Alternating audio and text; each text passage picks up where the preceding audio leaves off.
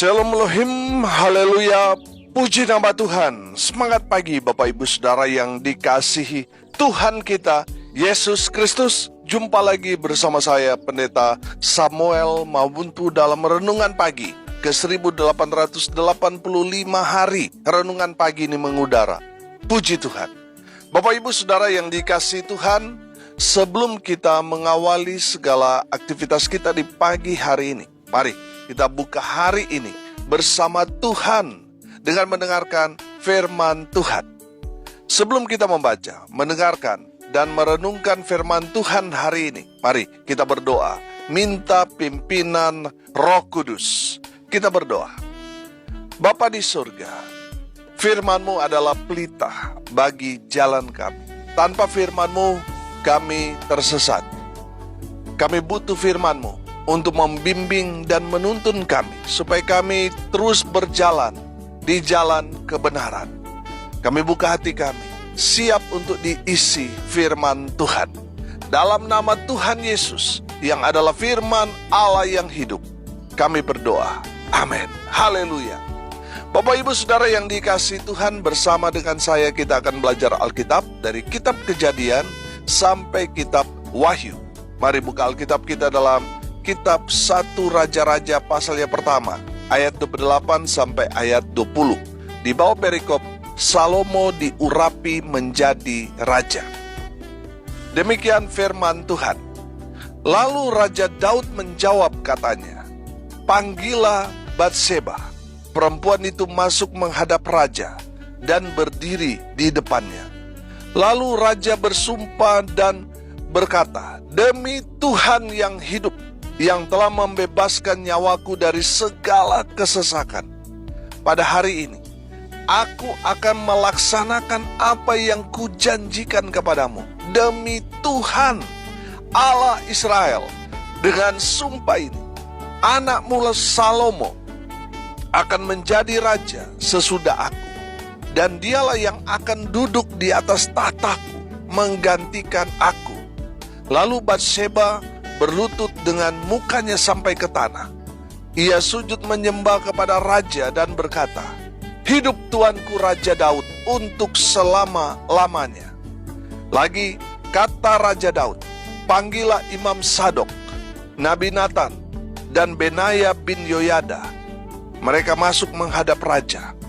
Dan raja berkata kepada mereka, "Bawalah para pegawai tuanmu ini, naikkan anakku Salomo ke atas bagal betina kendaraanku sendiri, dan bawa dia ke Gihon.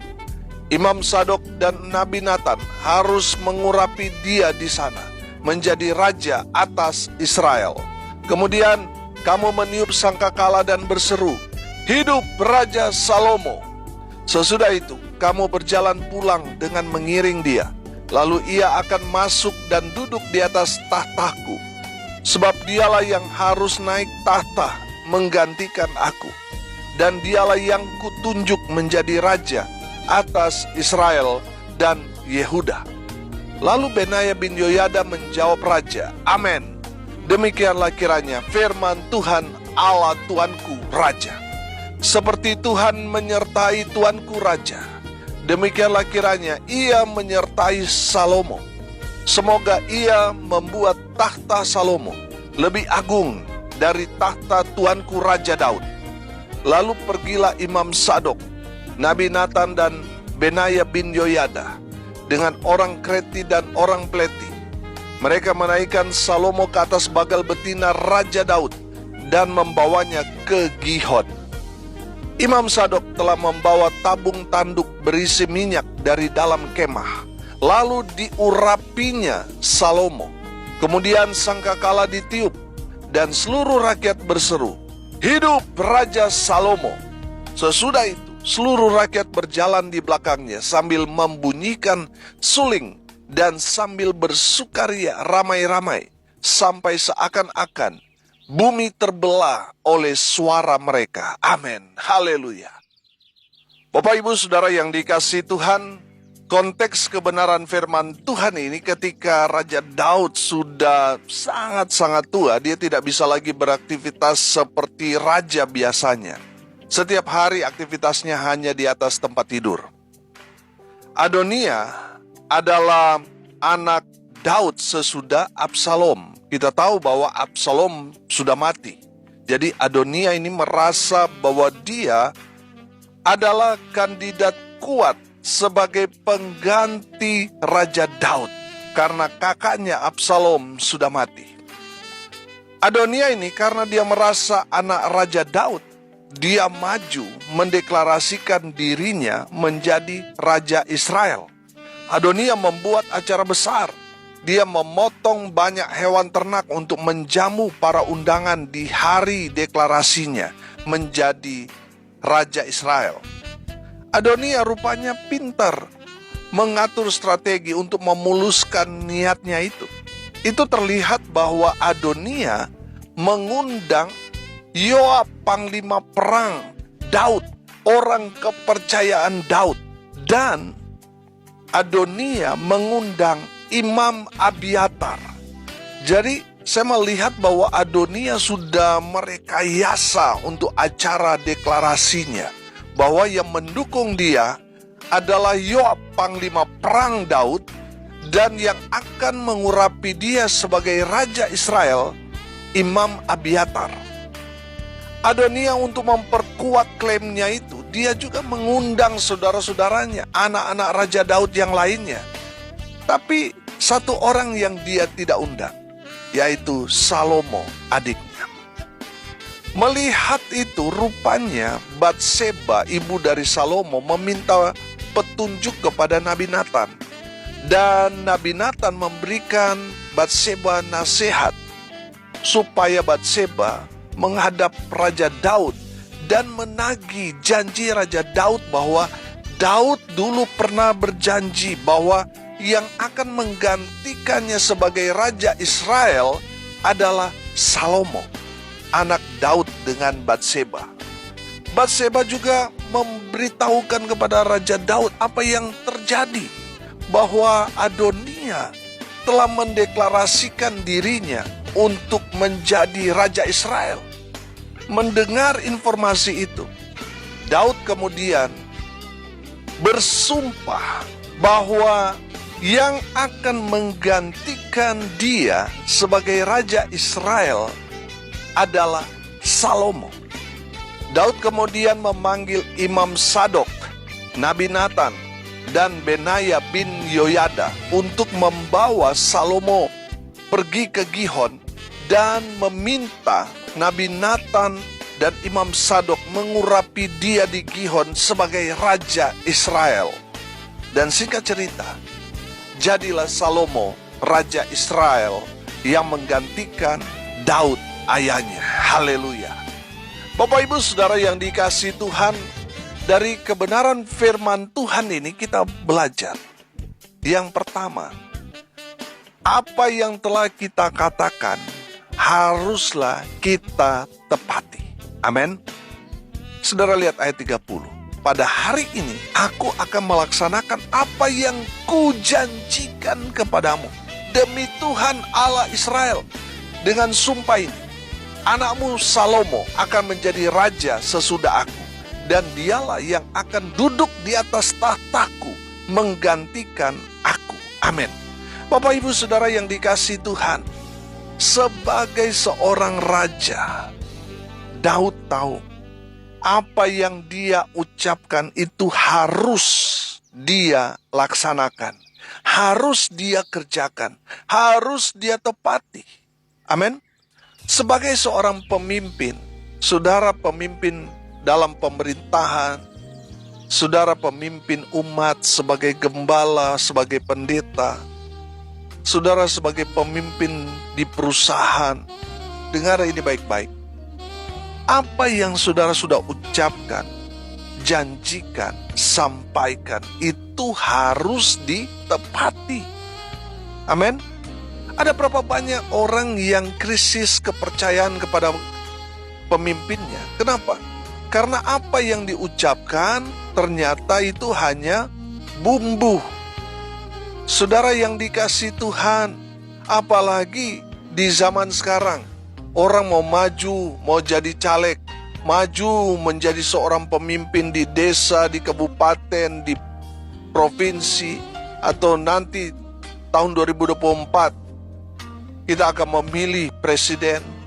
Pasti banyak janji-janji yang diumbar supaya kita semua terpikat. Tapi setelah dia memimpin, duduk di kursi di dalam anggota dewan dan sebagainya, pertanyaannya, apakah dia akan menepati semua apa yang dia janjikan? Waktu yang akan menentukan. Tapi saya mau sampaikan kepada saudara semua, sebagai seorang pemimpin dalam pemerintahan, dalam perusahaan, dalam gereja, apa yang kita pernah ucapkan itu harus kita tepati.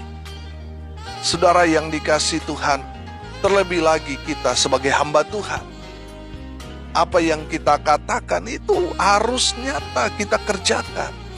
Kalau kita tidak melakukan apa yang kita katakan, kita janjikan, saudara, itu akan membuat jemaat tidak lagi percaya kepada kita.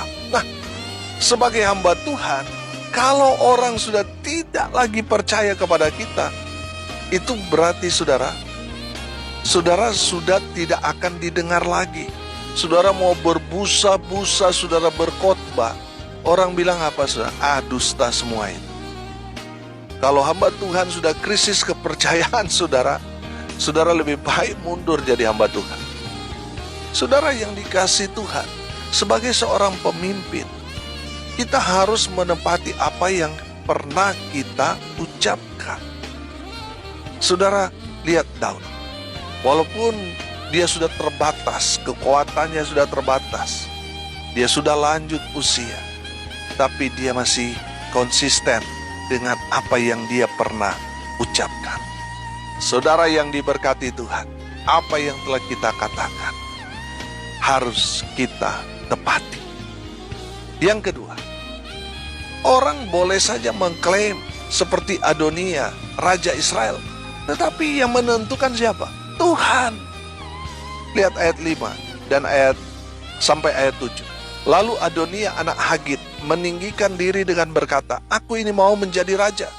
Ia melengkapi dirinya dengan kereta-kereta dan orang-orang berkuda serta 50 orang yang berlari di depannya.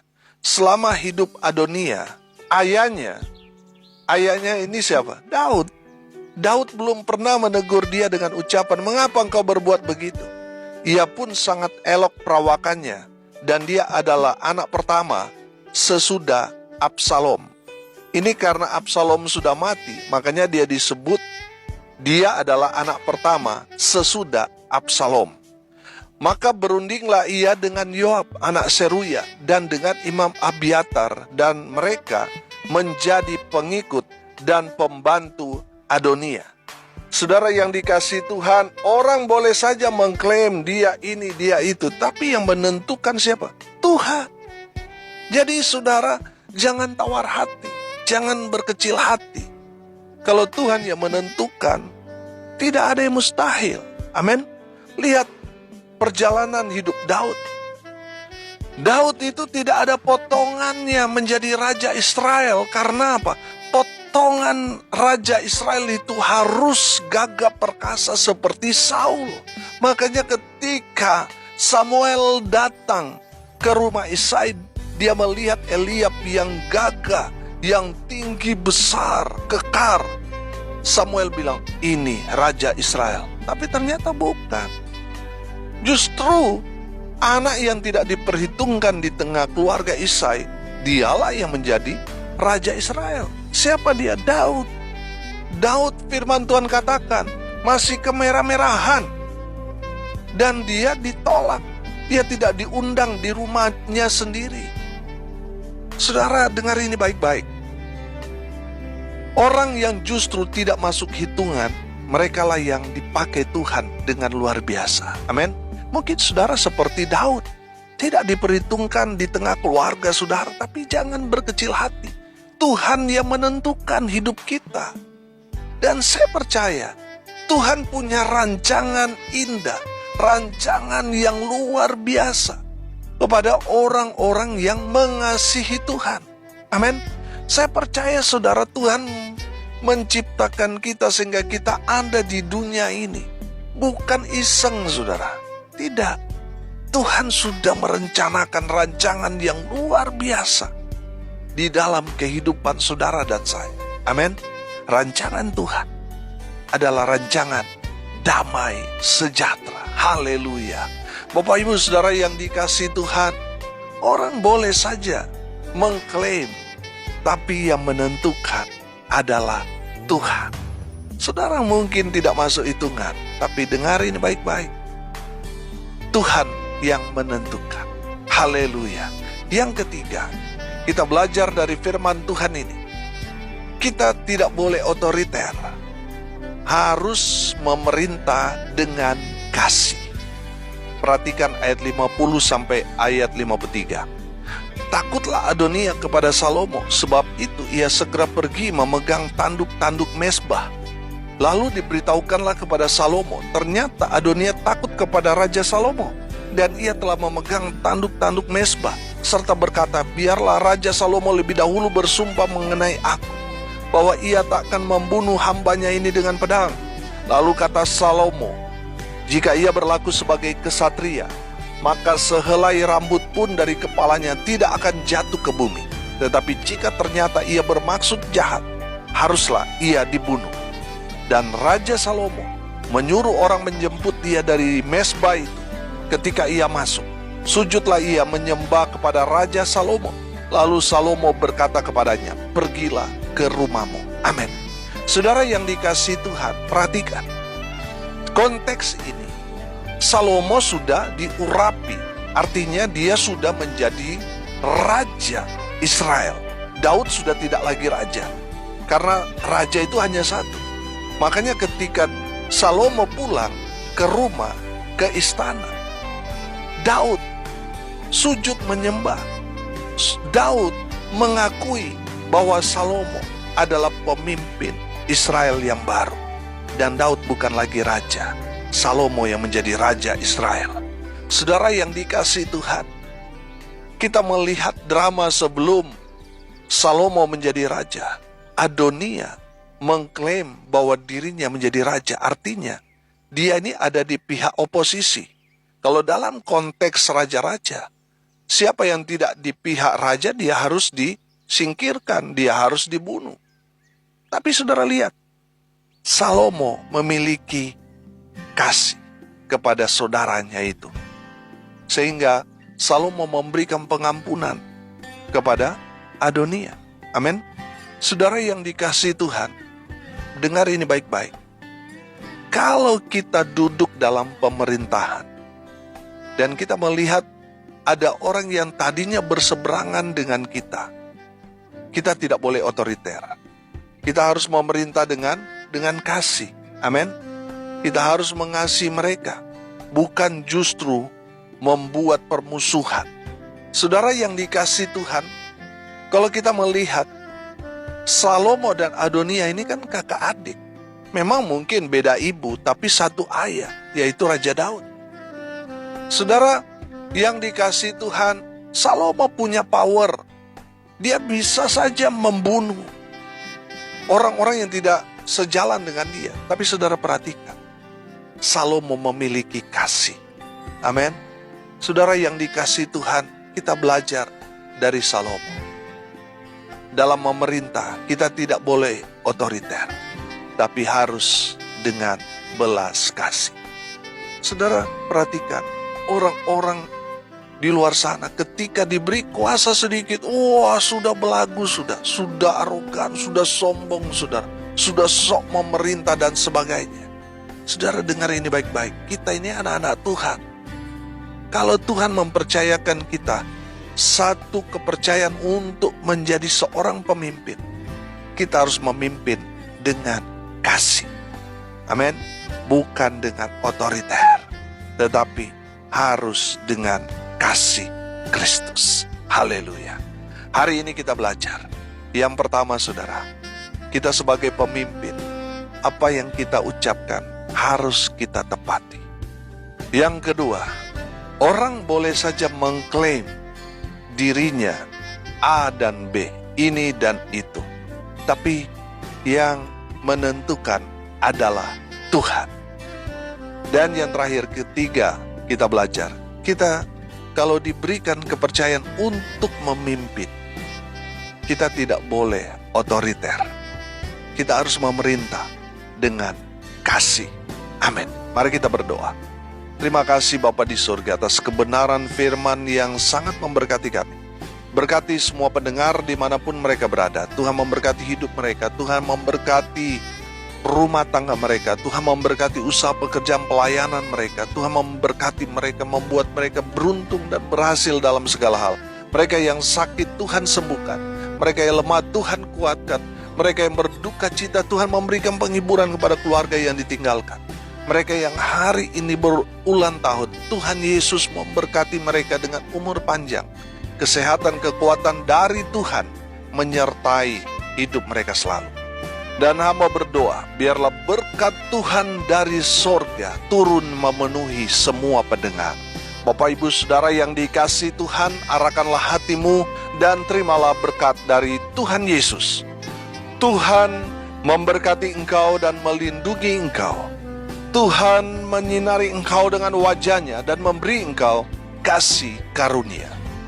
Tuhan menghadapkan wajah-Nya kepadamu dan memberi engkau damai sejahtera.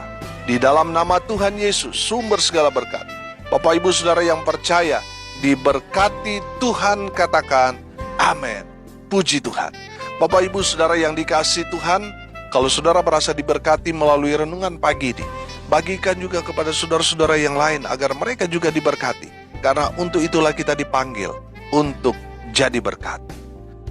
Bapak Ibu Saudara pendengar dimanapun saudara berada, tidak terasa 15 hari lagi renungan pagi ini tepat hari yang ke-2000. Saudara yang dikasihi Tuhan, mari kita lakukan sesuatu untuk merayakan hari ke-2000 renungan pagi ini mengudara.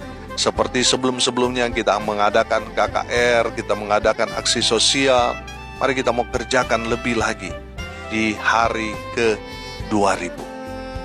Saudara yang mau menabur, saudara bisa menghubungi saya. Dukung terus pelayanan ini melalui doa, daya, dan dana, supaya tetap eksis di dalam memberitakan kabar baik bagi dunia. Haleluya.